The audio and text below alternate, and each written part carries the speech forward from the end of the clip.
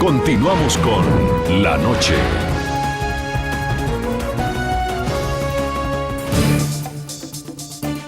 Estados Unidos contra el mundo. Las revelaciones sobre las interceptaciones masivas de Washington han puesto a la potencia norteamericana bajo una lluvia de críticas. La Casa Blanca, que anunció una revisión de las políticas de inteligencia sin dar mayores explicaciones, habría espiado por igual a sospechosos de actividades de terrorismo que ciudadanos, empresarios y políticos de países aliados.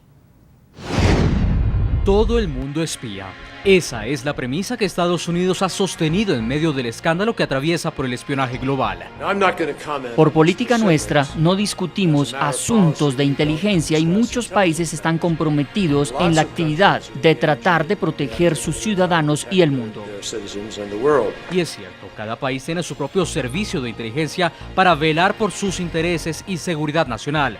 Entre los más destacados en el mundo está el poderoso Mossad de Israel, el FSB de Rusia, antigua KGB, el MI6 de Reino Unido, el Bundesnachrichtendienst de Alemania o la Dirección General de Seguridad Exterior en Francia. Sin embargo, con las filtraciones del exagente de la CIA Edward Snowden, quedó en evidencia la dimensión del espionaje de las agencias de inteligencia estadounidenses, interceptaciones masivas a escala mundial.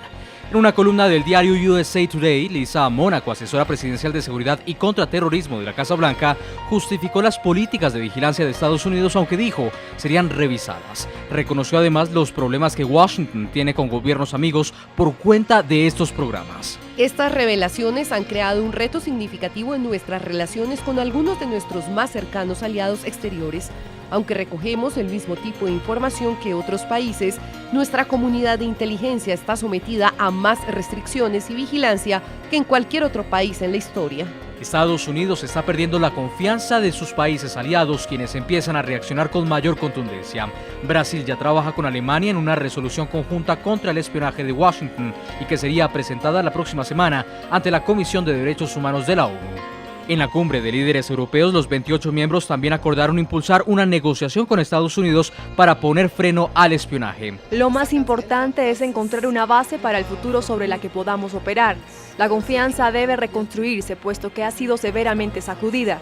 Las palabras no serán suficientes. Un cambio verdadero es necesario.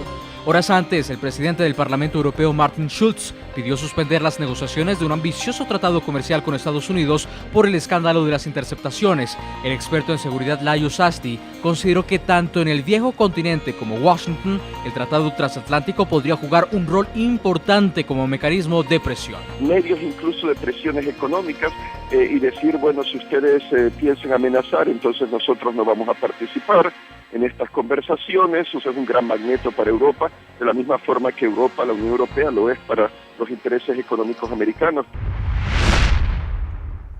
En Miami, Florida, señor Guillermo Cueto, exoficial de Operaciones de Seguridad Nacional de los Estados Unidos. La Casa Blanca es la que está dando las explicaciones, pero ¿realmente se está espiando por órdenes de Barack Obama o hay un organismo supranacional que es el que está haciendo estas chuzadas, estos espionajes desde hace mucho tiempo? ¿Quién vigila esto?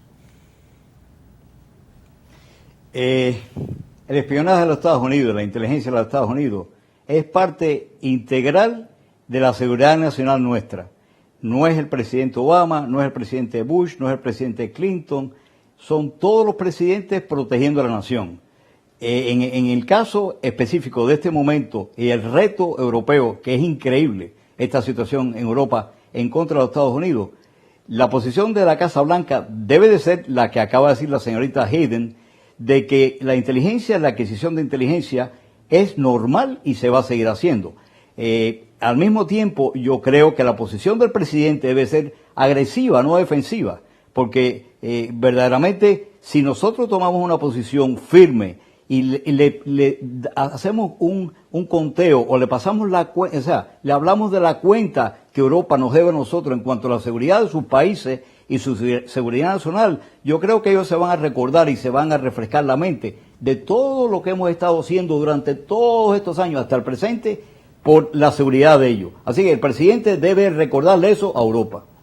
Profesor Patiño, según las revelaciones de la prensa alemana, la canciller Angela Merkel fue espiada desde la Embajada de los Estados Unidos en Berlín. ¿Cuáles son los fundamentos del espionaje? ¿Puede ser utilizada una embajada o un agregado de negocios para realizar algún seguimiento a algún líder en otro país? Jason, tu pregunta me recuerda al escándalo de Wikileaks. Y si algo mostró el escándalo de Wikileaks en el mundo, es algo que desde que existe la diplomacia, desde lo más antiguo que puede existir, pero sobre todo desde que se normaliza después de la paz de Westfalia, todos los embajadores siempre tienen una actividad fundamental de inteligencia. Y los primeros y segundos secretarios casi siempre son, en los países que funcionan correctamente, son agentes o personas que generan informes que son utilizados por los organismos de inteligencia y por los gobiernos. En esta medida es importante recordar que todas las embajadas del mundo hacen trabajos de inteligencia. Los rusos lo hacen en España, los alemanes lo hacen en Estados Unidos, todo el mundo lo hace en todas partes, los chinos lo hacen en todos los lugares donde tienen embajadas. Las embajadas son lugares de recolección de información. Ahora, ¿hay lugares precisos o lugares, digamos, determinados para el espionaje? No, cualquier lugar, cualquier área, cualquier contacto puede llevar a una información que sea contundente para el Estado. Muchas veces incluso el contacto menos valorado, el contacto, digamos, menos relevante, puede terminar aportando información que sea sustancial e información que conduzca a que un organismo de inteligencia actúe de manera contundente. ¿Podría decirse, señor Guillermo Cueto, que las embajadas son como un espionaje legalizado? Las embajadas son una esponja de información porque todo repercute en la economía, en la parte militar, en la parte social de nuestros países. Por lo tanto, son esponjas de adquisición de información. Y si se quiere llamar información o inteligencia, es irrelevante. Vamos a llamarla información para que sea más tenue la percepción de los países europeos. La información se recopila en todas las embajadas de todo el mundo, por todos los países del mundo. Quiero agradecerle mucho al señor Guillermo Cueto, exoficial de Operaciones de Seguridad Nacional de los Estados Unidos, experto en política internacional, por habernos atendido desde Miami. Muy amable. Con mucho gusto, muchas gracias. Y en Bogotá, profesor Patiño, también quiero preguntarle por lo que está haciendo Estados Unidos, la estrategia que está utilizando justamente para enfrentar toda esta polémica, pues está recomendando a otros países y alertándolos de que puede salir mucha más información, que no solamente va a comprometer a los Estados Unidos, sino que los va a comprometer a todos. ¿Para qué está preparando Estados Unidos a todos sus aliados y a todos sus enemigos?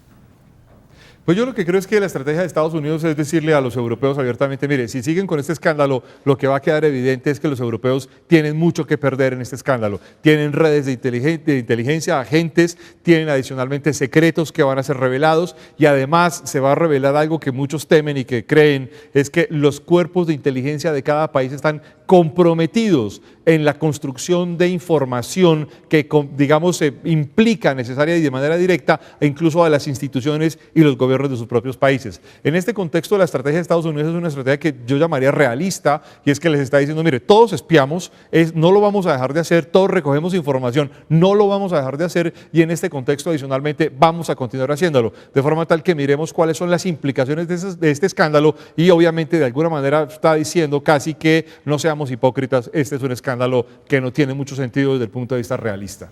Ahora, otro punto, Edward Snowden es el que está liberando toda esta información. Finalmente, podría considerarse el traidor en el caso de los Estados Unidos. ¿Considera usted que lo hace además porque sabe que su única y su última alternativa es Rusia y que los rusos seguirán, en cierta forma, pidiendo la información y aprovechando esto para garantizarle su estadía en Moscú? Yo creo que Edward Snowden está entrando a un punto que ya no es ni traidor ni héroe, está actuando más como una especie de informante, y una especie de informante que está siendo capturado por los rusos, mantenido por los rusos, y en esa medida casi que uno podría decir que Edward Snowden termina casi que orgánico, como una especie de miembro orgánico extranjero de los servicios de inteligencia rusos, haciendo una labor importantísima para Rusia, y está terminando en un ámbito, una especie de limbo oscuro, en el que ni es traidor ni es héroe, y no logra, digamos, ser mucho más que esto, alguien que ha robado una cantidad de información, la ha sacado ilegalmente y luego la ha revelado de manera ilegal.